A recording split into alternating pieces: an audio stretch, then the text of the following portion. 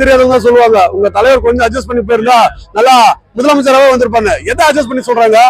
முதலமைச்சர் தப்பு பண்றதை அட்ஜஸ்ட் பண்ணி போனா முதலமைச்சர் ஆயிடலாம்னா அந்த பதவி எனக்கு வேணாம்னு சொன்னாரு. அப்படிப்பட்ட தலைவர் இந்த உலகத்துல பார்க்க முடியுமா? அதனால தாங்க இன்னைக்கு ஒரு இறைவனா நினைச்சிட்டு இருக்காங்க.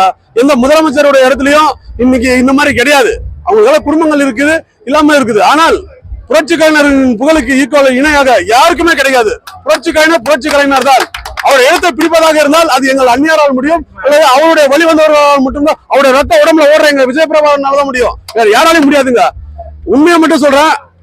எத்தனை பேர் வேணாலும் விஜயகாந்த் ஓட்டை குறி வச்சு அரசியல் பண்ணலாம். ஆனா ஒண்ணு, விஜயகாந்தோட ஒவ்வொரு தொண்டனும் எங்கள் அந்நியாருக்குரியது போலதான். லட்சக்கணக்கான கேப்டன்கள் தான் ஒவ்வொருவரும்.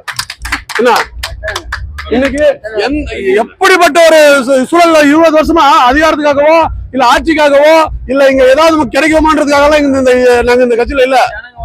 கேப்டனுடைய கொள்கை பாருங்க என்ன. முதல் மாநாட்டில் ஒன்று சொல்லியிருக்காரு, வறுமை கோட்டுக்கு கீழ் மக்களே இல்லை என்ற நிலையை நான் உருவாக்குவேன், அதை நான் ஒரு நாளாவது செய்வேன் சொல்லிட்டு பாருங்க. அவரோட ஒரு நாள் தன் சொந்த பணத்தை உழைச்சு சம்பாதிச்ச பணத்தை நீங்களே பார்த்துட்டு மீடியாக்காரங்க லட்சக்கணக்கான மக்களுக்கு சாப்பாடு போட்டு இருக்காரு, தினந்தோறும் அன்னதானம் பண்ணிருக்காரு. இதை எல்லா தலைவர்களும் முன்னெடுத்தால் தமிழ்நாட்டில் வறுமையா இருக்காது இல்ல.